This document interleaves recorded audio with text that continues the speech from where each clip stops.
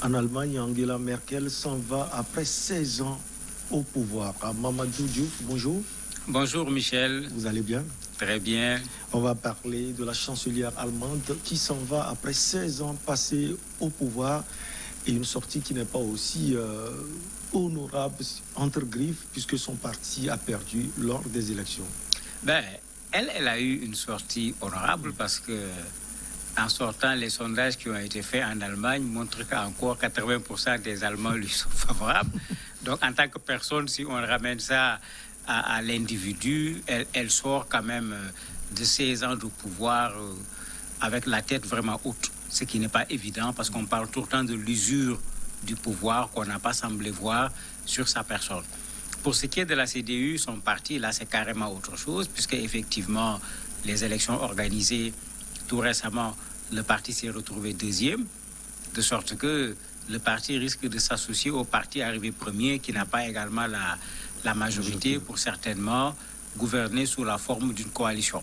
Mais ce ne serait pas une première. Angela Merkel même a déjà gouverné sous forme de coalition avec ces sociaux-démocrates qui sont arrivés les premiers. Là où c'est le plus dur, c'est que quand même, on peut la présenter comme une leader à l'échelle mondiale. Ouais. Comment elle n'a pas préparé la relève? Parce que ça c'est un sérieux problème. Pourquoi elle n'a pas préparé sa succession? Pourquoi il n'y avait pas une personne qui pouvait prendre la relève et faire gagner le parti comme elle l'a fait pendant longtemps? Ouais. Ça, effectivement, on se posera la question. Pourquoi après 16 ans, elle n'a pas été capable de préparer quelqu'un pour prendre la relève? Quels sont les événements qui ont marqué la gouvernance de Mme Merkel pendant les 16 ans au pouvoir? Il y en a plusieurs. Il y en a plusieurs et souvent des crises, parce que quand même elle a gouverné de façon relativement stable au niveau de l'Allemagne, mais il y a eu la crise économique, puisqu'elle était là, avec la crise des subprimes qui n'avait pas laissé un pays européen, et l'Allemagne a su quand même tirer son épingle du jeu grâce à son action. Vous avez la crise migratoire, où elle a pris la décision de recevoir 1 million de réfugiés, et on se rappelle à l'époque tout le tollé, ils vont faire des attentats ici, comment l'Allemagne va pouvoir prendre en charge toutes ces personnes. Mais aujourd'hui, on peut dire que ça a été réussi, puisque tout le malheur qu'on avait dit sur ces 1 million de réfugiés que l'Allemagne a pris en un temps extrêmement court, les problèmes qu'on attendait, on ne les a pas vus. Au contraire, ces gens sont en train d'être intégrés au niveau de la société allemande. Mais il y a cette crise à laquelle personne n'échappe, la crise sanitaire liée au Covid, où au départ, l'Allemagne était dans une très bonne posture. Rappelez-vous, la France évacuait des malades en Allemagne, mais à un certain moment, l'Allemagne également a eu sa part dans la difficulté de cette crise, et on lui reprochait même de n'avoir pas bien géré cette crise-là. Vous avez souvent eu des crises quand même à l'intérieur du bloc européen, au niveau de l'Union européenne. Bon, on se rappelle encore ses débuts avec Macron, qui n'était pas trop ça.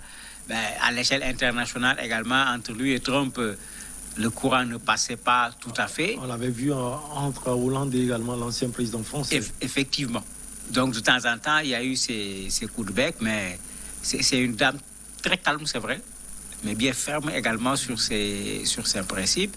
Et ça lui a permis de traverser toutes ces crises sans pour autant que ça se traduise par un refus des Allemands de reconnaître ses compétences. D'ailleurs, même certains Allemands, c'est le reproche qu'on lui fait. Elle a été plus brillante pour l'international que pour l'Allemagne. On considère qu'elle a plus travaillé pour l'international que pour l'Allemagne, parce qu'il y en a qui attendaient à ce qu'elle fasse encore plus pour l'Allemagne et pas tout simplement pour l'international. Un bilan qui a un actif et un passif, mais au finish positif. Mais quand on voit le résultat de son parti politique, on peut dire sans détour que les Allemands n'ont pas été peut-être contents avec cette politique. Non, c'est qu'elle a été plutôt centriste, parce que si on regarde d'un point de vue idéologique son parti et son action, elle a plutôt été centriste. Et certainement, c'est une des explications du fait qu'elle ait duré au pouvoir. Même dans le parti, on lui fait ce reproche.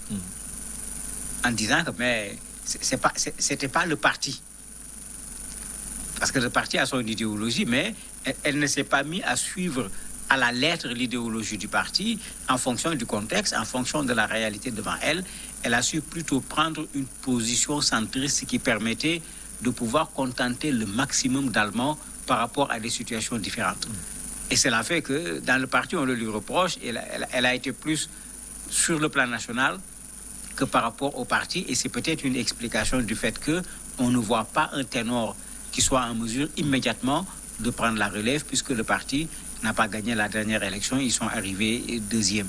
Mais ça, c'était le Merkel également. Elle avait toujours tendance à chercher, à trouver une solution face à une crise déterminée.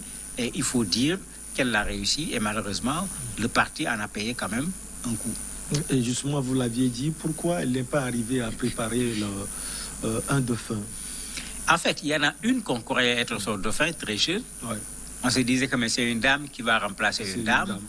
Pendant un temps, on pensait que c'est son dauphin, mais c'est comme si au niveau du parti, ce n'était pas le choix que le parti avait préféré. Et finalement, on l'a vu, ce n'est pas elle qui est passée. Le parti a préféré autre chose, mais très certainement, les dissensions à l'intérieur du parti ne lui ont pas facilité cette tâche. Parce que pour son dernier mandat, il y avait déjà eu des discussions. Est-ce qu'il fallait qu'elle se représente? Encore une fois, certains avaient pensé qu'elle avait suffisamment fait ses preuves, ça suffisait. Il fallait penser à une autre personne, mais elle s'est représentée et c'était la dernière fois. Depuis lors, quand même, à l'intérieur du parti, il y avait un certain nombre de difficultés qui faisaient que avoir un dauphin était devenu beaucoup plus difficile que si le parti s'entendait parfaitement derrière Angela Merkel. Et ce n'était pas le cas pendant le dernier mandat. Vous avez parlé de Angela Merkel et la politique européenne. Comment était Angela Merkel face à la politique internationale? Dans plusieurs rencontres internationales, c'était la seule dame. Pour ceux qui suivent ces grands messes sur le plan international, mais souvent elle était la seule femme. Mais elle était plus qu'écoutée, puisque Forbes considère que c'est la femme la plus puissante du monde.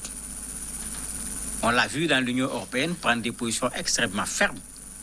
Rappelez-vous du cas de la crise avec la Grèce, jusqu'à ce que les autorités grecques aient des mots extrêmement durs même par rapport à elle. Mais elle est restée très ferme sur les principes. Et la Grèce a payé très cher cette fermeté de l'Allemagne, alors que tout le monde le sait, au niveau de l'Union européenne, quand le ticket allemand-français fonctionne, les autres ne peuvent plus faire autre chose que de suivre pratiquement. D'ailleurs, l'Angleterre se plaignait régulièrement de ce ticket qui un peu conditionnait le fonctionnement de l'Union européenne. Donc ça, on a vu une dame qui a tenu sur les principes, qui, sur certaines questions au niveau de l'Union européenne, n'hésitait pas à taper du poing sur la table. Avec Hollande, avec Macron, elle n'hésitait pas également à ramener les principes en disant à la France non. Et ça, c'était vraiment Merkel, mais sans... Elle le faisait tout en restant sereine, parce que c'était ça aussi sa force. Elle ne s'agitait pas, ni quoi que ce soit, elle restait très sereine, mais elle restait très ferme par rapport aux positions qui étaient les positions qui relevaient véritablement de sa conviction. Et ça, elle l'a toujours montré, et cela a fait qu'effectivement, elle était la seule dame devant ce concert des nations, mais elle n'a tremblé ni devant les États-Unis, ni devant la France, ni devant la Chine, ni devant un quelconque autre pays. Elle a toujours défendu les principes auxquels elle croit. Par contre, on ne l'a pas vu trop peser dans les crises qui ont secoué l'Afrique. Oui, sauf dernièrement. Sauf dernièrement, malheureusement, avec son dernier mandat quand même, il y a eu une petite réorientation vers l'Afrique. C'est en partie lié à cette crise des réfugiés avec tous nos compatriotes africains qui prennent les pirogues pour aller obligatoirement en Europe, et certains visent précisément l'Allemagne. Ça l'a amené d'un point de vue économique surtout à pousser les entreprises allemandes à venir investir en Afrique. Et ça a quand même marché, puisque l'investissement allemand en Afrique a augmenté de 10% grâce à cette politique qu'elle a eu à mener. Elle a également poussé l'Union européenne à s'intéresser davantage à l'Afrique, non pas pour venir exploiter, mais pour aider quand même à ce qu'il y ait un développement en Afrique, puisque pour elle, c'était également la meilleure manière de lutter contre les réfugiés. Au lieu de s'attendre en Europe à ce qu'ils viennent pour qu'on leur demande de rentrer chez eux, il vaut mieux aller créer au niveau des lieux de départ les conditions permettant à ces réfugiés de pouvoir trouver sur place ce qu'ils viennent chercher en Europe, ce qui était quand même une politique salutaire. On voit les troupes allemandes sur le territoire, par exemple malien, dans la lutte contre le djihadisme. Comment cette dame a pesé, ou bien c'est l'influence française qui a pesé plus? Non, elle est pratiquement obligée pour deux raisons. La première raison, c'est qu'elle se trouve dans le cadre de l'Union européenne, et l'Union européenne s'inscrit dans cette lutte internationale contre le terrorisme. Mais si vous regardez, il y a très peu de soldats allemands. Oui, très peu. De façon générale, l'Allemagne, tout comme le Japon pendant fort longtemps, n'avait pas voulu aller amener leurs soldats dans d'autres théâtres d'opération.